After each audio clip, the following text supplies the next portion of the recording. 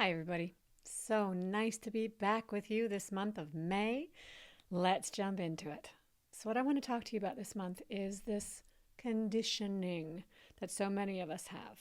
Now, men and women both have this, but it is predominant in women. This conditioning of overdoing, right? You've heard me speak in the past about programming and how programming occurs in our mind. It's stored in the subconscious mind. And it comes from having heightened emotional incidences, what we call critical incidences in the past, where we experienced some kind of hurt or emotional pain. And our subconscious mind will take a snapshot of that because its job is to govern our body, to keep us safe, to move us towards pleasure. And so this dominant memory becomes programming in the mind that says, stay away from that. We don't want to experience that again. And then we start to develop strategies, coping mechanisms. Our brains are brilliant. We're very smart as humans. Might not seem that way all the time. It might not seem that way internally. And I don't say that sarcastically. I really mean if you ask yourself, would you consider yourself intelligent? Would you consider yourself valuable? Would you consider yourself successful or worthy? We have the tendency, particularly women, to look at others and gauge our success in comparison to theirs. Yet, if we actually look, we have thousands of memories and experiences that are positive, that are peaceful, that are pleasant. Whether you were only 3 or 4 and you were just daydreaming up looking at the clouds and you were happy and you felt free. But we don't have those on quick recall. And that's because those highly emotionalized incidences I was just speaking about, they stay dominant in our mind to protect us. So we then start to walk through life with all of these coping mechanisms in place, and that starts to look like self-sabotage. So what's our conditioning? What do? We don't see ourselves as successful. We don't see, or we see ourselves as, we're doing all right. Be humble. Right? All the conditioning women have been taught to live with too over generations. Don't be too boastful. Don't be too loud. Don't be too proud. Don't speak about yourself. It doesn't look good. It's not nice. It's not like ladylike behavior. On and on it goes. There's these standards that you can't possibly meet. You're not enough. You're too much. You're too loud. You're too quiet. So we learn that our value comes from the opinion of others. So we learn the coping mechanism of overdoing. And so we overdo and we overdo and we overdo underneath subliminally looking for thank you, appreciation, love, validation, raises, and so forth. But that is not an energy match to this masculine energy environment that we live in on this planet. So that leads quickly to exhaustion and burnout and resentment. And this chronic fatigue, and can further lead to physical diagnosis. But I'm talking specifically about emotions right now. And so we get all tangled up in believing now that these feelings that we're having are someone else's fault. It's a circumstance. It's because this job is going this way, or this partner thinks this about me, or my parents raised me this way, or. And the moment we start to say because, it's like this because. I feel this way because. We know we've picked up that old pain and we're trying to protect ourselves from it. And we just keep getting stuck in this loop of overdo in hopes to receive the validation that we belong, that we matter, that we're loved, that we're important, that we're smart, that we're kind, that we're needed. And instead, we don't fill that void. We were never taught to learn to garner that from the inside. It has to be performance-based. It has to come from an outside source. So we never learn how to deal with that root programming, that negative belief that came decades ago, back when we were children. And we took on this identity of I'm not good enough, or I don't matter, or I'm not safe, or I'm not smart. And we just learn to be driven. Or we do and do and do and do and do until we're done, literally. So we're exhausted and we just can't do it. And we're seeing these numbers rise in our youth, particularly females. It's 3-to-1 female depression. Students are saying, what's the point? What's the point? The world's always at war. And so it can be playing out in all ages. Now, this happens with men too, but again, I'm speaking predominantly to women here because the numbers are, they're on the rise with women of all ages. Women in middle age now are going through this phase of, what's my purpose? I have an empty nest. It hasn't been about me. I don't even know who I am right now. What's it supposed to be for me? What's my purpose? How am I contributing? How does this matter? Does this matter? Look at the world. Am I making a difference? Am I capable? And I'm hearing and seeing this over and over and over from women. So, for example, I worked with a client that never felt she was successful enough. She came to me to feel more successful in her business. And she was working, there was no more hours that she could put in a day. She was working crazy amounts of hours, over giving to her clients when we started to really peel back the layers and look at it. And the clients, not all of them were really valuing all the extra that she was doing because they weren't even aware all the extra work she was doing. And then she would start to feel resentful of those clients that they weren't appreciating her. So then she kept feeling like, why am I doing this? Questioning, do I want to be doing this? I don't feel successful at this. So she came to me to improve all of this, to improve her business. But really, you see underneath it's self-esteem. And over the course of a few months of working together, she started to see the way that her clients were behaving were the perfect match to her beliefs of not feeling successful enough. Right? We start to look at the energy conversation. And it's such a setup. But it's not a setup because we deserve treatment of a certain way from others. It's a setup that we're still trying to heal that root origin belief. So we're drawing in people, places, and things that match that dominant programming so that we can look at it, so that we can investigate it, that we can become aware of it. But we weren't taught that. We were taught to compare ourselves. We were taught to compete in school. We were taught to compete in sports. We weren't taught that the outcome of those things were not tied to our personal worth. We weren't taught that.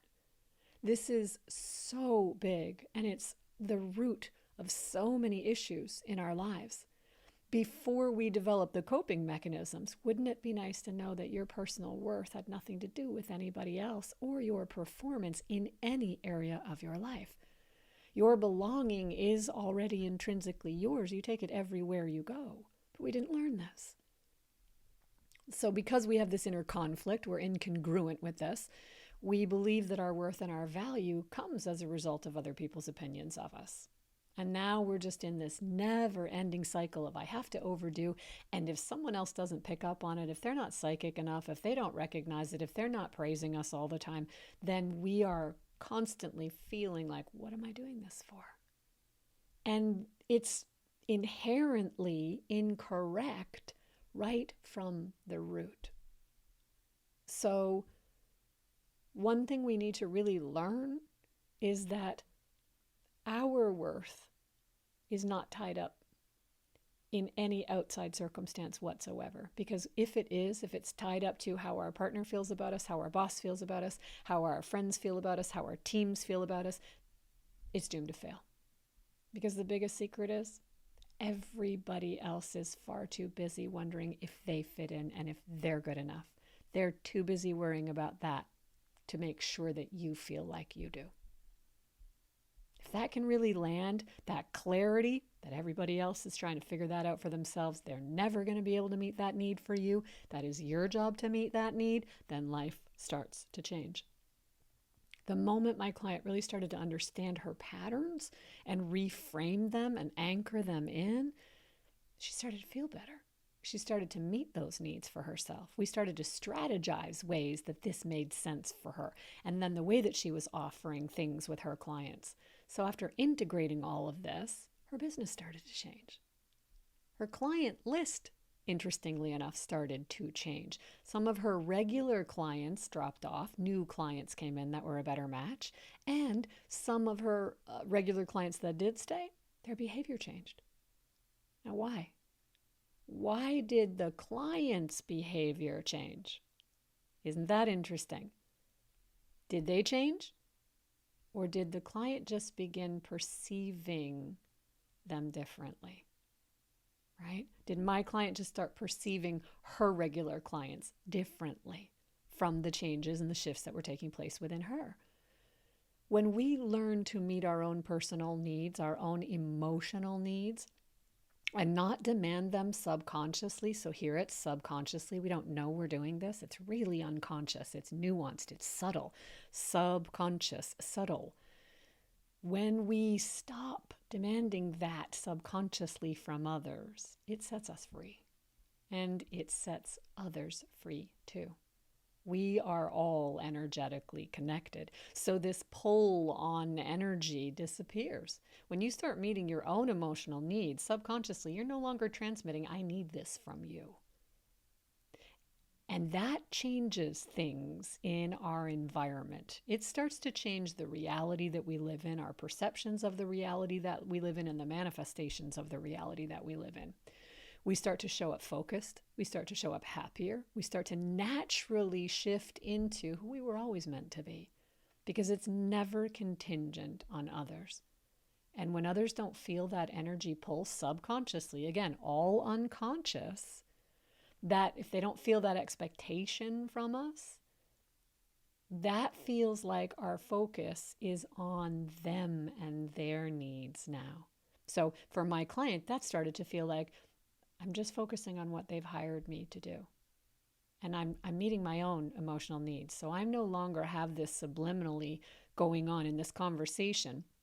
And so I can just be very present, fully present and aware for them. And they started to change their behavior as a result of receiving that, all unconsciously. It's quite extraordinary when you think about it.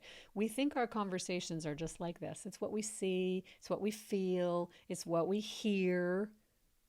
But it's more than that. There is a whole energy conversation taking place at a deeper level that our brains take micro impressions all the time.